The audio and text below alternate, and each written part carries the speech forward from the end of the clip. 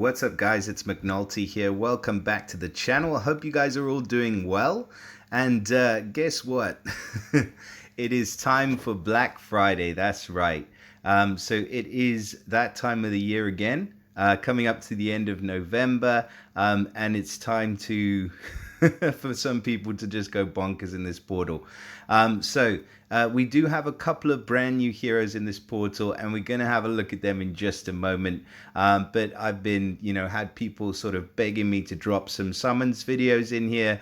So I thought I'd do it a little bit back to front and, start with the summons video. There it is. That is literally my 10 pull, which hasn't gone extremely well, as I'm sure you guys can tell. So there are a couple of things about this Black Friday portal that I think you should definitely be aware of and that you should look out for. But before we get to that, I want to go ahead and we'll have a look at the new heroes that are in this portal. So without any further ado, let us start off with this lovely lady. So we have got Starwalker. So she's the first of the two brand new heroes that are in this portal. And it's a brand new family as well that we're going to be looking at. So very interested to see what these heroes do. And if the previous Black Friday portals are anything to go by, these should be some of the more game-changing heroes. I mean, in the first Black Friday portal, we had Light and we had Galliard. They were introducing the gargoyles. We had Jove and can't get to her name now. The blue fiend summoner, whatever her name is. I mean, those were the introduction to the masked gods. This is going to be our latest new family. So they've got a lot to live up to, for sure. So first of all, we have the Astral Elves family. So this is the new family that we've got. So the heroes going to become stronger when teamed with other unique heroes of the same family. So of course they want you to grab them all. Why not? Like it's that easy. So you do get a bonus for one or two heroes. Now the bonus is either a 50% or 70% chance to dispel a random dispellable status effect buff from an enemy who deals special skill damage to the character. Alright, so a buff dispel upon damage received. That's nothing to write home about. It's not that good. It's not bad, but it's not incredible. Share received damage. So 20% of damage received by the character is shared with all other allies. That's interesting. So it is a passive, so that's going to activate right from the off. So Starwalker is going to take less damage, but the damage will be shared across the whole of the team. And then the other passive is that they have an innate resistance against blind, so against status effect ailments that affect accuracy. I mean, it's all right. I mean, there's nothing extreme here about either the family bonus, the passive, or either of the passives, to be fair. So let's have a look at what Starwalker actually does. So first of all, she is an ice hero. She is of the druid class, so she gets a chance to spawn a little thorn minion. And the stats, we're looking at 994 on the attack, so really, really high, nearly 1,000 attack, 964 on the defense, and 1664 on the health, for a total team power of 975. That's not bad.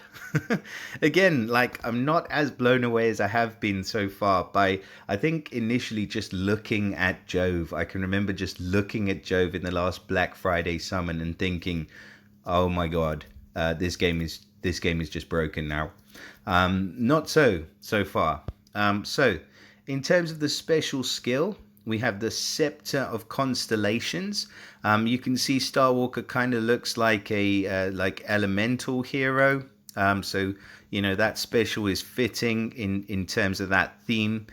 So she's running at fast speed, and at fast speed she's going to deal 200% damage to all enemies. Okay. She'll deal 450 extra damage if the target has boosted health. So again, we are chopping down on that boosted health meta. And all enemies get negative 35% defense for 3 turns.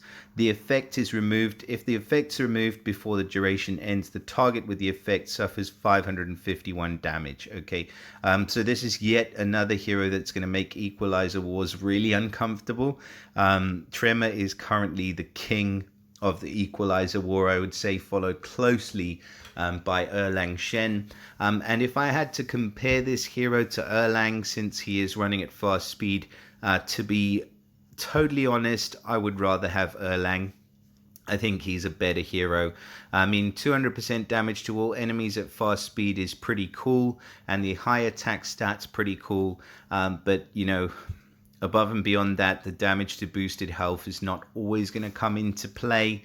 And the effect being removed is cool.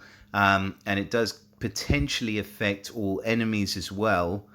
So I guess there's something to be said for that. So I think I'm not going to say Starwalker is going to be a bad hero. I mean, Starwalker is going to be an amazing hero. Really much more so in the Equalizer format, because you can kind of wait out the defense down because it's not a huge amount of attack. So I would say, unless you've paired this hero up with other heroes where they're going to be able to take massive advantage of that defense down, I would probably just wait it out rather than cleanse it off. And it's obviously something you've got to be mindful of, but you know, there are workarounds. The passive of the shared damage, I think if you do have other heroes of this family, that could come into play quite a bit. But for now, it's very, very unlikely that you're going to pull this hero. So it's, again, not really going to have that big of an impact. The family bonus, meh. I don't know. I'm not the hugest fan of this one, to be honest. So let's go ahead and we'll move on. So, I mean, for now, I think Starwalker's a great hero. I say a good hero, not a great hero. So yeah, maybe I stand to be corrected, but for now, I'm not the hugest fan. Now, the other hero that we have in this portal is Sparklight. Now, this one looks like he's got a bit more character right off the bat. I mean, I do like that, giving the stank eye, the evil eye. So, in terms of the class, we're looking at a fighter class, so he gets the chance to revive, which is cool. It's going to be the same family bonus, chance to dispel when he receives damage from a special skill, and the same 2 passives, so resist blind and the shared received damage. You know how I feel about those already. So in terms of stats, we're looking at over 1,000 on the attack. Now we're talking 953 on defense, 1645 on health, so a total team power of 977. So I like those stats. And his special skill is running at average speed this time. He's got the enchanted elven sword, which you can see there in his hand. And at average speed, he's going to be dealing 430% damage to the target and nearby. Now, that's a different kettle of fish altogether, because that's going to rip apart a team. That 430% damage to 3 heroes, especially on an attacking team. Even though he's running at average speed, that's a hefty hit, especially with that high attack stat as well. So yeah, I do really like that. On top of that, the target and nearby enemies receive 452 burn damage over 4 turns. It's not a huge amount, 452 burn, but I believe that with limit breaks and emblems that will go up.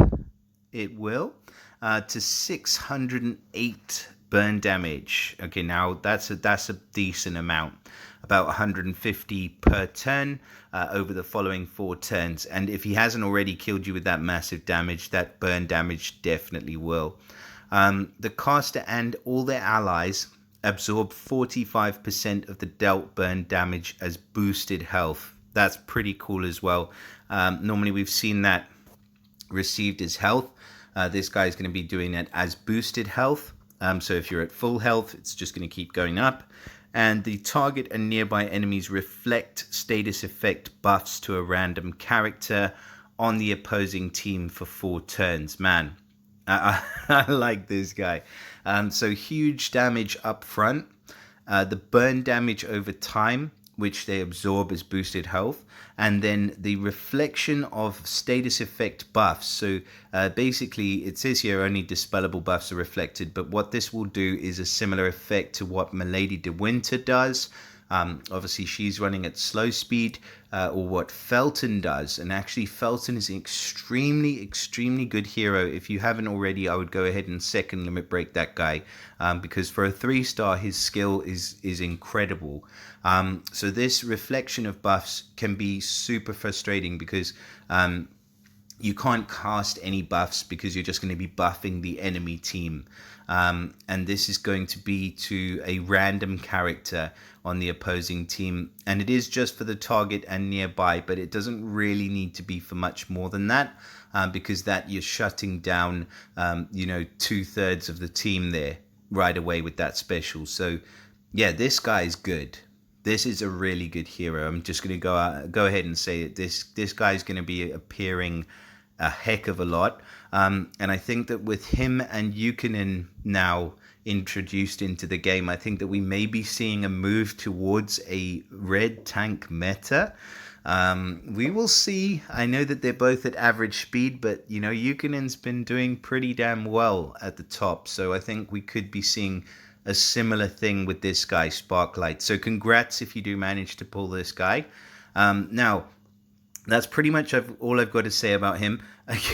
Actually, just before we do, look at that stat, that attack stat, 1362. That's humongous, with 430% damage. And plus he gets the attack up ether power at the start of the battle, so an extra 20% attack for 6 turns. I didn't actually have a look at Starwalker's. She gets the attack up as well, so that's definitely going to help her because she needs it. Because her damage is not that great. But this effect at the... Oh, and that also increases with the limit break. So the target with the effect suffers 713. Okay. Oh, okay. That's sneaky. So yeah, Starwalker. Yeah, I might have to change my opinion on you. That is definitely going to do some serious damage. So yeah, both actually going to be pretty damn good heroes. But in terms of who I'd want, it would definitely be Sparklight. He's just much better all round, and the difference between fast and average for me is pretty much negligible. I think that they, still 3-tile matches to charge both. You could argue that you can charge 1 in 7, which you can, but then you don't often get that opportunity. So yeah, I don't mind average speed heroes. Now, the rates on this portal, the appearance rates, we've got legendary featured hero chance of 0.2%. That is minuscule. That is not even like a hair's breadth. It's just seriously bad odds that you're going to be able to pull one of those 2 heroes. Now, there is a increased chance to get a legendary hero, which is why people sort of lose their minds in this portal. And I did do a few pulls just to, I guess, demonstrate a point. And I've watched hundreds of pull videos on the Black Friday portal. And really, the heroes in here, you've got every single hero in the game in this portal. You've got a 3.6% chance to pull a legendary. But now, if you think about how many legendaries are in this portal, and all of the ones like Guinevere, for example, right here that we can see, the ones that would have costumes are not featured with their costumes. So you could pull a hero that doesn't have any kind of viability in the game unless you're playing at a sort of extremely low level. There's Santa, no costume. Skadi, no costume. Morel, no costume. I mean, most of these heroes already have costumes. And I mean, some of the older heroes are just really not going to be usable. Heroes of the month in here as well. So the portal is just so diluted with heroes. I mean, there's some good ones, but there's so many that you will be more likely to grab that you probably just won't want. And interestingly enough, with this portal, there are 2 other new heroes in here, which I don't know if any of you have actually noticed that these 2 are in here. But there's just so many other heroes in here, and sneakily they've dropped in 2 brand new ninja heroes. I would like to see if I can find one of them. but it's might not happen just because there are so many different heroes in here. So there is a 5-star green ninja in this portal. If I don't manage to find him, please do let me know. And there's a 3-star purple ninja hero in this portal as well. More kind of interested in going through and finding the 5-star one. But you know what? I might just give up.